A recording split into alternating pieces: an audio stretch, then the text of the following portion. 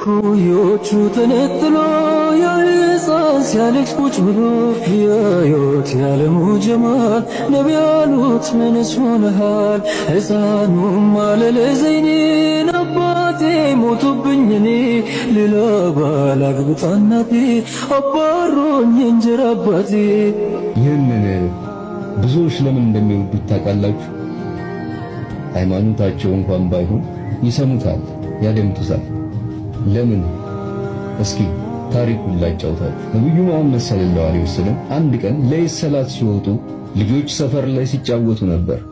አንድ ልጅ ተገንጥሎ ያለቅሳል። ረሱልን ጠጋ ብለው ጠየቁት፣ ምን ያስለቅሳል? ከልጆቹ ጋር ስለምን አትጫወትም አሉት።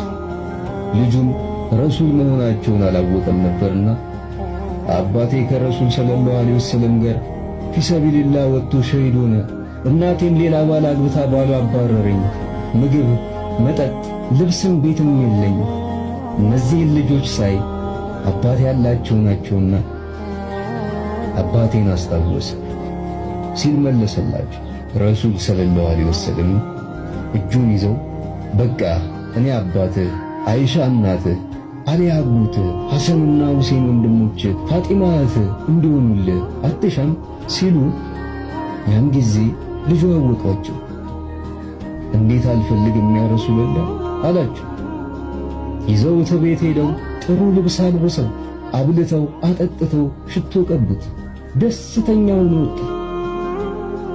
ልጆች ቅድም እያለቀሰ ነበርና አሁን ምን አግኝተህ ነው እንደዚህ ደስተኛ የሆንከው ሲሉ ጠየቁት። ልጁም እርቦኝ ነበር ጠገብኩ፣ ራቁት ነበርኩ ለበስኩ፣ የቲም ነበርኩ ረሱልላህ አባቴ፣ አይሻ እናቴ፣ አሊ አጎቴ፣ ሐሰንና ሁሴን ወንድሞቼ፣ ፋጢማ እህቴ ነው እንዴት አልደሰትም አለ። ልጆቹም እንዲህ አሉ፣ እንደው ምን አለበት አባቶቻችን ፊሰቢልላህ ሸሂድ ሆነው በነበር እንደሱ እንሆን ነበር እኮ ሲሉ ተመኙ። ታዲያ ጊዜው ደርሶ ረሱል ሰለላሁ ዐለይሂ ወሰለም ወደ አኺራ የሄዱ ጊዜ፣ ወደ ዓለማቱ ጌታ የነበሩ ጊዜ ልጁ አፈር ወደ ላዩ እየበተነ አለቀሰ። አሁን ነው የቲም የሆንኩት፣ አሁን ነው የቲም የሆንኩት ሲል አቡበከር ረዲየላሁ ዐንሁ ሰሙት። ሂደው ቅፍ አደረጉ። ነቢዩ መሐመድ ሰለላሁ ዐለይሂ ወሰለም እውነትም የእዝነት ነቢይ ናቸው። ልካም ዱማ ይሆንላችሁ።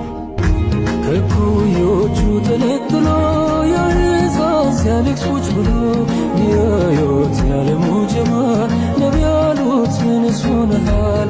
ሕፃኑም አለ ለዘይኔን አባቴ ሞቶብኝ እኔ ሌላ ባል አግብታ እናቴ አባሮኝ እንጀራ አባቴ። ምበላው ምለብሰው የለኝ፣ እህት የለኝ፣ ወንድምም የለኝ። ሚጫወቱት ልጆች በሙላ አባት አላቸው በጠቅላላ። ይህ ማልቀሴ የኔ ማንባቴ ትዝ ቢለኝ ነው እኮ አባቴ። ይህን ሲል እጁን ይዘው እኔ አባትህ አለሁ አለ።